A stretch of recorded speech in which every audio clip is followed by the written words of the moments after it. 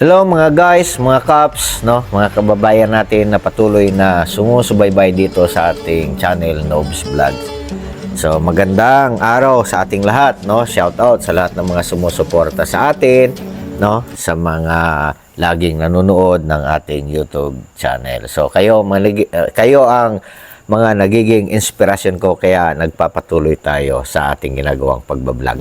So dito ang topic natin, bibigyan naman natin ng reaksyon itong bagong video ni Epifanio Labrador na patuloy na nang uusig sa Iglesia ni Cristo. Kaya nga, dito nga sa title ko, ang title ko is Nobs Vlogs, kakampi mo sa katwiran. So dito, lalagyan natin ng katwiran, di ba? Kasi pangit naman yung naninira yung tao, no? Siya lang ang pakikinggan natin. So, siyempre, kayo ng mga nakikinig, kung walang magre-react, di sasabihin niyo tama yung sinasabi niya. So, ito, pakinggan nyo naman ang reaction ko. Panoorin niyo ha? Okay.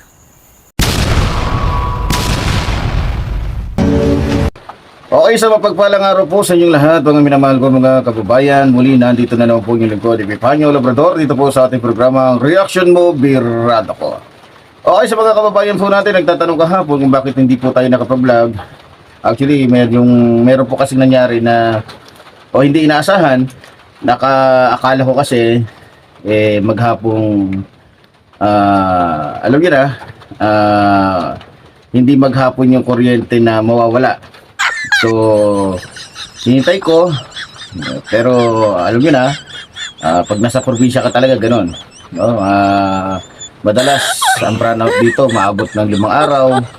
Pinakamababa na siguro yung 1 araw. Pero gano'n pa man, mga manimal ko mga kababayan, ay tuloy ho tayo sa ating pakikibakan, sa ating po. Sandali, Epifanio Labrador. Nasa probinsya ka mo? Bakit kasi nasa probinsya ka? Natural lang, madalas ang brownout dyan. Nung ginagawa mo dyan sa probinsya, nagtatago ka?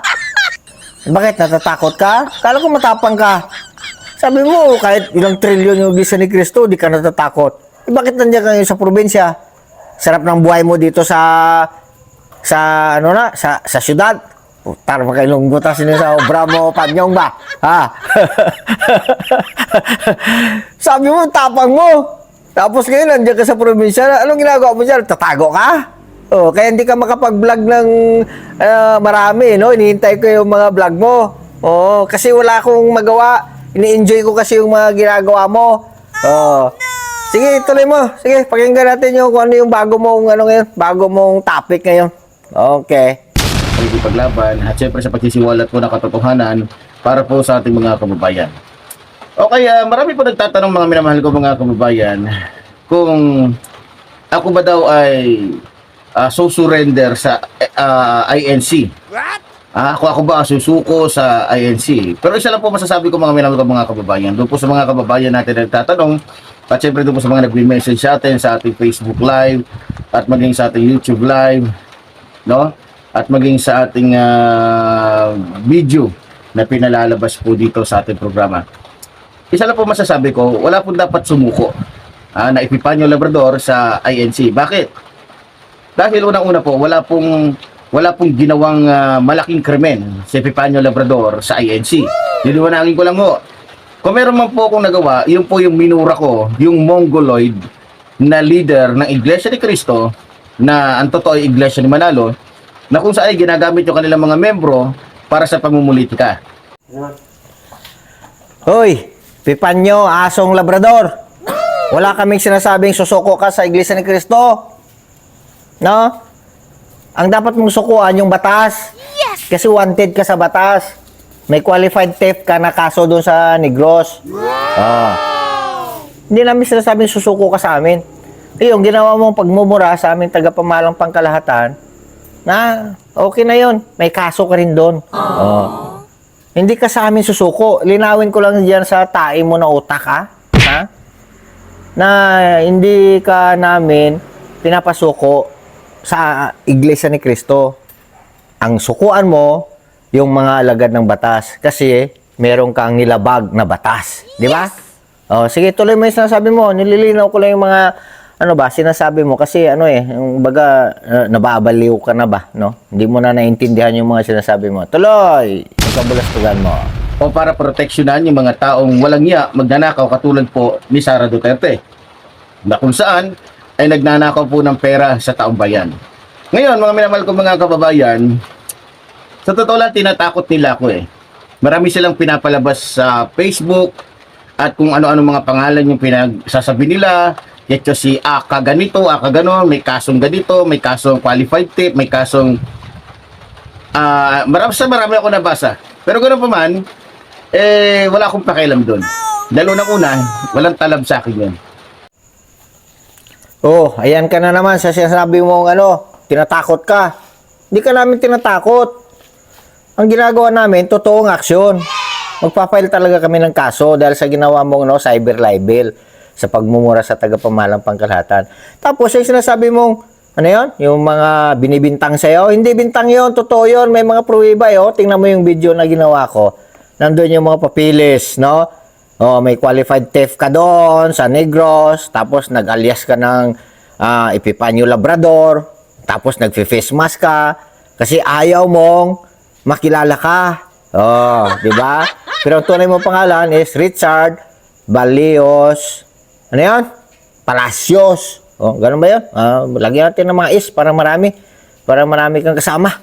Na mga katulad mo na ang tawag sa'yo. Oh, ang tawag namin sa'yo, tinatawag mo kaming demonyo, ikaw, Diablo naman. Oh, ganun yan siya. So, tuloy mo pa. Kala mo makakalusot ka. Sige, tuloy mo yung mga kabulastugan mo pa. No? Dahil unang-una, hindi ko alam kung ano pinagsasabi nila. Hindi ko alam kung ano yung mga pinag-aano nila, pero ganun talaga, social media tayo no? So, alam naman natin ang laro ng INC. Kaya nga, sa totoo lang, kahapon, habang wala pong kuryente, pinag-aralan ko po yung video na pinasa sa akin ng ating mga kababayan. Ito po tungkol po kay Brother Eli Soriano. Oh, ayan, may bago ka namang issue Hindi na sa Iglesia ni Cristo yan, kay Eli Soriano na naman. Tapos yung issue, yung mapapanood mo ngayon dyan sa video ni Eli Soriano, ibibintang mo na naman sa Iglesia ni Cristo, no? Ganun yung style mo Ganap ko ng butas talaga kung paano mo masiraan, tawag dyan, mabigyan ng hindi magandang impression yung sa Iglesia ni Cristo para lang masiraan mo. Sige, pakinggan natin yan. Pero siguraduhin mo na tama yung pag-interpret mo dyan dahil kung hindi, barado ka na naman sa akin, no? Malalaman ngayon ng mga viewers mo, ng mga followers mo na tikalon ka. Doon ko po natuklasan at lalo kung nagkaroon ng idea dito po sa INC o sa Iglesia ni Manalo kung gaano sila ka tolongges at kung paano ginagamit nila ang kanilang mga membro para manguyog. So, yung history ni yung talambuhay po ni Brother Eli Soriano, kung mapapakinggan po ninyo mga minamahal kong mga kababayan. At ano yung sinabi mo? Na issue na ibibintang mo sa Iglesia ni Cristo tungkol kay Eli Soriano? Kung gaano yung membro nila manghuyog? Sige, pakinggan natin kung ano yung sasabi mong manghuyog. Parang parang interesado ako diyan ba. Tuloy. Kung mapapanood ninyo, matindi po pala ang naging karanasan ni Brother Eli Soriano dito po sa Iglesia ni Manalo. Dahil sa hindi nila kaya at nasisiwalat yung baho nila, yung maling aral nila, yung taliwas sa Biblia na aral nila, gusto nilang ipapatay si Brother Eli Soriano. Ngayon, dahil hindi nila kayang ipapatay si Brother Eli Soriano, alam niyo po ba kung ano nangyari? Ginawa nila ng istorya. Ginawa nila ng kaso. Ng iba't ibang kaso. Libel, rape, lalong-lalo na nung itiniwalag ni Brother Eli etong si Puto na dating membro na kung saan ay tagapangasiwa ng pera ng nasabing reliyon. Hello, Epipanyo Labrador, no? Nagkukwento ka ng tungkol kay Eli Soriano, yung kung anong nangyari sa kanya, kung bakit siya ng ibang bansa. Ay, nako naman, kung di mo alam yung istorya, huwag kang mag-imbento, no? Kasi nagmumukha ka lang tanga, no? Nagmumukha ka lang ugok diyan sa mga viewers mo, sa mga taga-subaybay mo. So nawawalan ka ng kredibilidad. Alam mo ba kung bakit yung totoong nangyari, kung bakit lumaya si Soriano dito sa Pilipinas? No? Wanted kasi siya dito. Wow. Hindi sa walang ginawang iglesia ni Cristo sa kanya. At kailan pa man, hindi yan nanalo si Eli Soriano ng debate sa iglesia ni Cristo. Pilit niyang hinahamon ang tagapamahalang pangkalahatan na magkipag-one-on-one sa kanya. Pero doon pa lang sa mga alagad pa lang ng tagapamahalang pangkalahatan, sa mga ministro manggagawa pa lang, wala na siyang magawa. Ngayon, ang gusto niya lang, iharap ang tagapamahalang pangkalahatan. Kasi doon kasi, sa harap ng publiko, mumurahin niya lang. Katulad ng ginagawa mo, no? Magmumura lang kasi wala kayong magawa. Kaya murahin nyo na lang ng murahin kasi wala kayong kaya. No? Ganun yan siya.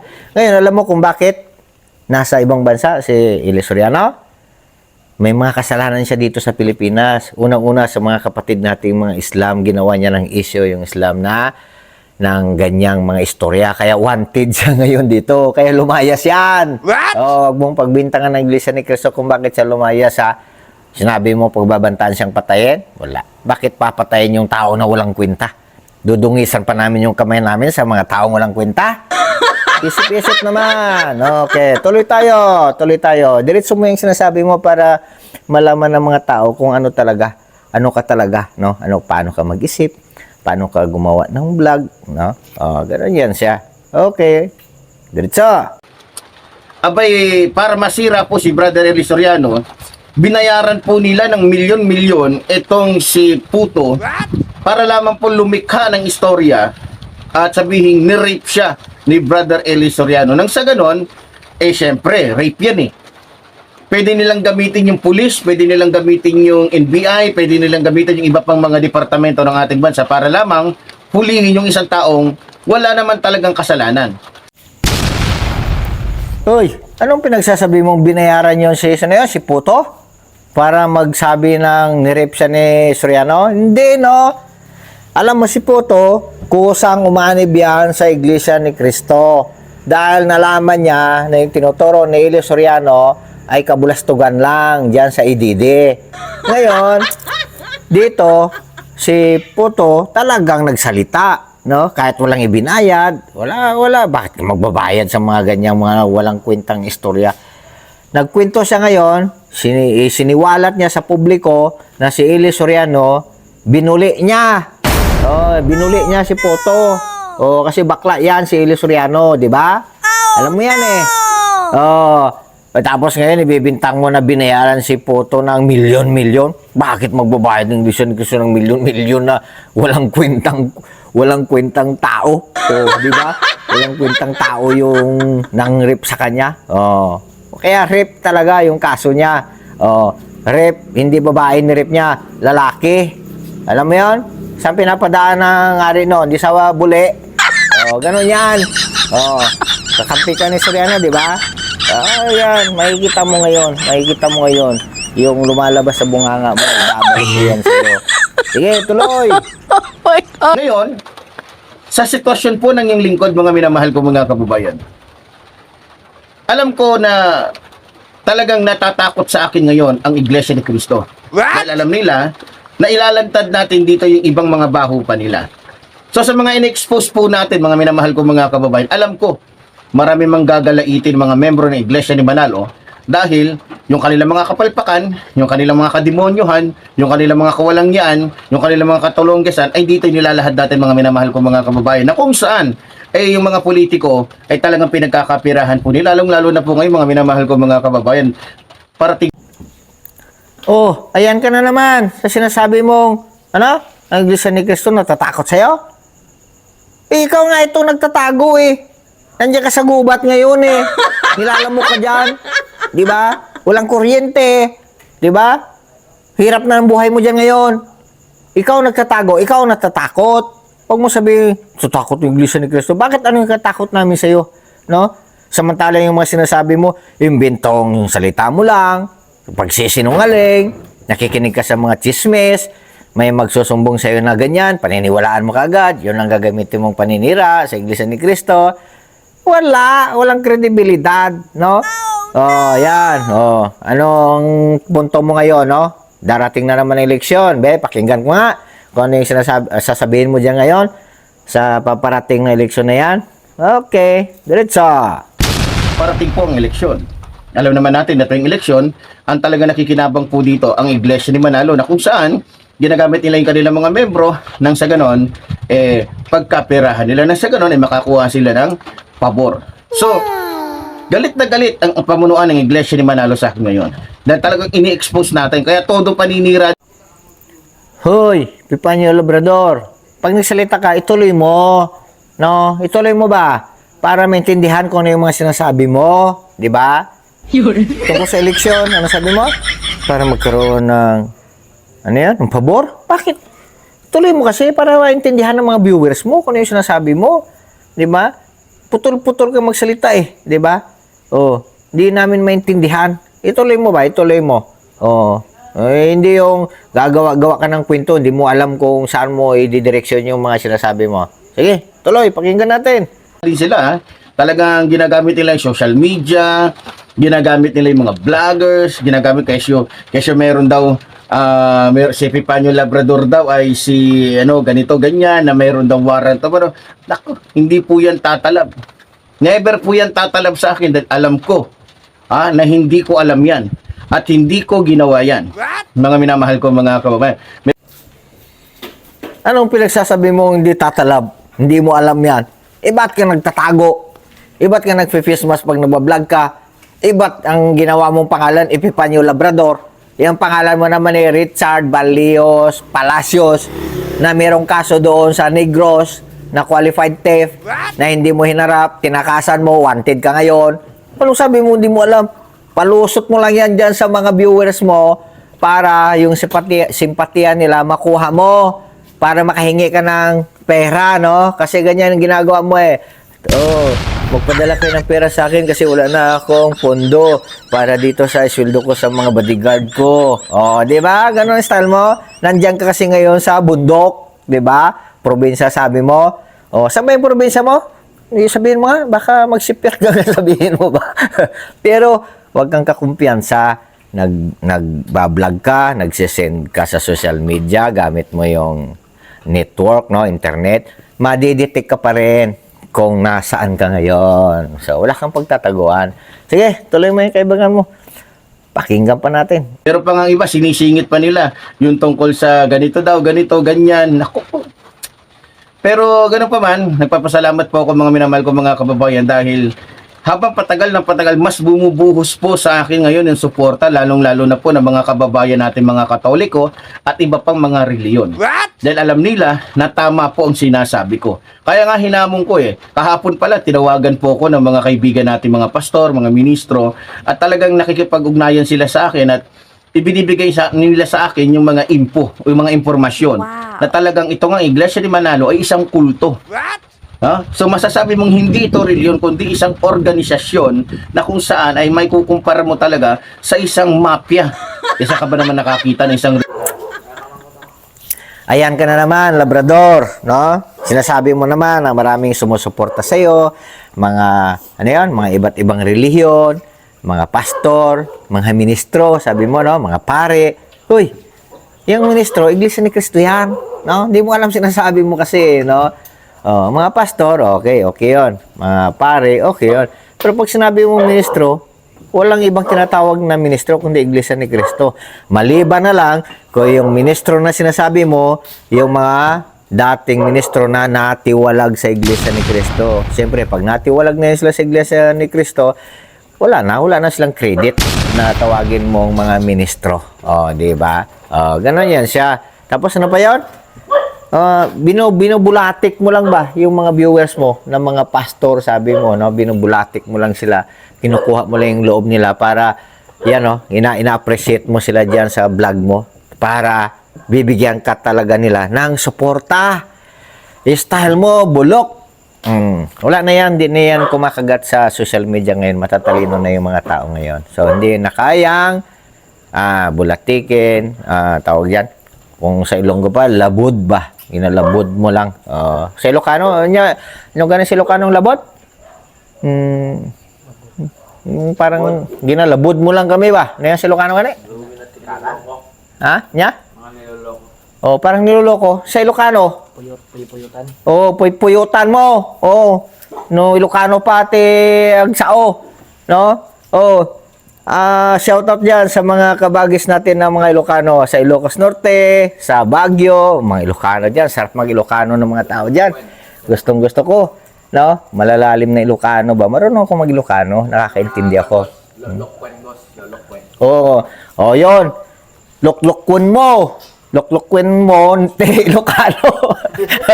Di ba? Ganyan ka, Labrador. Ganyan ka magmanipula ba ng istorya. Yung mga viewers mo, gusto mong papaniwalain doon sa mga sinasabi mo. Kasi kung ano yung laman ng utak mo, ilalabas ng bunganga mo. Ngayon, sinasabi ko sa iyo lagi, na yung laman ng utak mo kasi may tae. Kaya lumalabas sa bunganga mo, mabaho. Kasi nga, may tae. Di ba? Sige, tuloy pa natin. Pakinggan ka pa namin. Reliyon na punong-puno ng armas yung kanilang simbahan. Saka nakakita ng isang reliyon na may mga gunman, may mga killer. 'Di ba? Ang pagkakaalam ko, mga minamahal ko mga kababayan, sa Iglesia ni Cristo, yung Iglesia ni Cristo ay talagang full holiness sila. Magagalang, mababait, mapagpatawad, mapagpakumbaba. Ibang-iba po sa pinapakita ng Iglesia ni Manalo, na kung saan akala mo kung sino ng mga hari. Akala mo kung sino na talagang matatapang. Akala mo talaga kung sino na talagang pinakamatibay na reliyon sa buong mundo. Ayan ka na naman. Babatikusin mo na naman na yung Iglesia ni Cristo, may mga bodyguard, may mga armed men, no? May mga, sa atin pa, may mga baril, no? Ay na lang, Labrador. Sa panahon ngayon, no? Kailangan talaga ng proteksyon. Lalo na yung tagapamahalang pangkalahatan. So, napakahalagang tao yan, no? Kumbaga, tawag dyan is prominent person, no? So, kailangan yan ng security. Kasi, bakit? Kasi, may mga masasamang tao. May mga taong katulad mo. Di ba? Yung katulad mo kasi, di pagkakatiwalaan. Di ba? Sabi mo nga, meron kang isang vlog dito no? Na nilabas mo yung baril mo, sabi mo hitman ka. Ilan na yung napatay mo? Sabi mo? 40? 30? Di ba? Ano yan, vlog mo yan. Kaya isang kaso yun na ihahabla sa iyo pag nahuli ka. Di ba? Yun, ganun yan siya. Kaya wag mo lang bulatikin yung mga nanonood ba? Yung mga viewers mo, yung mga sympathizer mo dyan, yung mga sumusuporta sa'yo. Kasi mga ugok lang yung mga sumusuporta sa'yo. No? Alam nilang mali ginagawa mo, kasi sinungalingan ginagawa mo, susuporta pa sila sa'yo. Labod. Kumbaga, ano lang yan siya, istorya mo lang yan siya. Sa totoo lang, walang sumusuporta sa'yo. Magbanggit ka ng mga pangalan dyan na susuporta sa'yo, kaya dagukan ka nila. Diba? Inalis mo na nga yung background mo na dalawang tao doon sa likod mo, yung presidente at saka yung sekretary, no? Tinanggal mo na. Bakit? Alam ko, pinagalitan ka noon. Pinagalitan ka nila. Di ba? Yan, sige, tuloy mo pa. Lahat ng mga sinasabi mo ngayon, barado ka sa akin. Hindi ka makakalusot. Diretso. Di ba? So, alam ko mga minamahal ko mga kababayan na mas titindi pa yung balita ko nga balak pa nila akong sirain sa pamamagitan ng iba't ibang mga pinopost nila. Kulang na lang lahat siguro ng mga kasalanan sa buong mundo ano nila sa Facebook para lang masira ang yung lingkod, 'di ba? Pero ganun pa man mga minamahal ko mga kababayan, hindi po tayo matitinag. Ano yung sabi mo? Ginagawa ng paraan namin para masira ka? Bakit? Meron pa bang hindi sira sa'yo? Matagal ka nang sirang-sira. Di ba? Akala mo lang, di ka sira. Una-una, ang sira sa'yo, sira na yung tok-tok mo. Sukat ba ng mga magaganyan ka? Tapos, sasabihin mo hindi ka sira. Matagal ka nang sira. Sira ulo. Di ba? Yan ngayon lang sasabihin mo dyan sa mga viewers mo, kinukuha mo yung simpatiya nila para kampihan ka. wala na. Wala ka ng kredibilidad para sabihin niya sa mga tao, para utuin mo yung mga viewers mo na susuporta sa iyo. Wala na, down ka na, no? Down ka na. Sa akin pa lang, wala na. Wala ka na magawa. Down ka na. Diretso! Hindi po tayo matitinag dahil hindi po tayo nag-iisa. Marami pong sumusuporta sa atin, mga minamahal kong mga kababayan, at mas marami pa nasusuporta sa atin. Pero bago lahat, pinasasalamatan ko nga pala yung mga kababayan natin sa abroad, lalo na kay Nanay Seni na nagbigay po sa akin ng 20,000 noong nakaraang araw. Sorry, dahil kahapon nga hindi ko napasalamatan. At sa mga kababayan natin, lalong-lalo na kay Tatay Fred, nagbigay po sa akin ng 50,000 noong nakaraang araw. At dito po sa mga kababayan natin sa California na nagbigay po ng 60,000 naman. So talagang bumubuhos po ang suporta ng ating mga kababayan sa inyong lingkod. No, ganun pa man mga minamahal ko mga kababayan. Ano yung sinasabi mo, Labrador? Kakatawa ka naman. May sumusuporta sa'yo? May nagpapadala ng pera sa'yo? Mga taga-ibang bansa pa, mga ano. Nakuha mo lang yan sa akin, di ba? Doon sa vlog ko, may sumuporta sa akin, may nagpadala ng pera. Totoo yun, yung sa akin. Gusto mo, ipakita ko sa'yo? Yung aking, yung pag-ingkas ko. Yung sa'yo, pakita mo mga kung paano mo gin-ingkas yan. Ang sarap, ang galing mong manglabot ba, no? Ang galing mong mangloko ng tao para sabihin may sumusuporta sa'yo, may nagpapadala ng pera. Sino yun? Tatay mo? Tatay mo nagpadala? Tatay, ano yun? Siyempre, padala ka ng tatay mo. Anak ka niya Di ba? Mayroon bang tatay na makita niyang naghihirap yung anak niya, hindi padala? Padala ka talaga niya. Di ba? Ganyan ang style mo. Huwag mo nang lukuhin nga. Sabi ko, huwag mo nang lukuhin yung mga viewers mo, yung mga nanonood sa'yo. Hindi na uubra yan. Paltek na abilidad yan. Hindi na yan uubra sa atin ngayon. Diretso pa! Hindi na tayo magtataka dahil alam natin ang laro ng Iglesia ni Manalo. Alam natin ang kanilang mga galawan, alam natin yung kanilang mga utak na kung saan talagang utak mga kriminal, no? Ngayon sa pamunuan ng Iglesia ni Manalo, kung nasanay kayo takutin si Brother Eli, kung nasanay kayong takutin yung sino man, pastor, ministro at iba pa, ibahin ninyo si Epipanyo Labrador. Dahil kahit konti, kahit katiting, hindi tumatayo ang balahibo ko sa inyo. Ayan ka na naman, pabalik-balik ka naman sa mga sinasabi mo no? Hindi ka namin tinatakot. Wala sa prediction namin, vocabulary namin yung pananakot. Ang ginagawa namin, action, no? Action. Kasi yung pananakot na sinasabi mo, istorya lang, walang gawa, pananakot. Pero yung sa amin, hindi pananakot kasi action. Lahat ng sinasabi mo dito, napatunayan namin, puro kasinungalingan lang. So, mga guys, mga kababayan namin, mga caps na nanonood, putulin ko na lang muna yung video ko ngayon dito kasi medyo mahaba na. So, nasa mga 30 minutes na tayo yung content ko. So, lagyan natin ng part 2. Itong gagawin nating reaction dito sa ginagawa ni Epipanyo Labrador. Okay, so sa mga viewers natin, huwag kalimutang i-like, subscribe yung channel ko. Saka pakishare na rin sa iba para yung iba namang mga sambayan ng Pilipino, mga caps natin, mga guys na nasa YouTube is makapanood naman dito sa ating channel. Okay, magandang araw sa ating lahat. Ingat po tayo. Babu!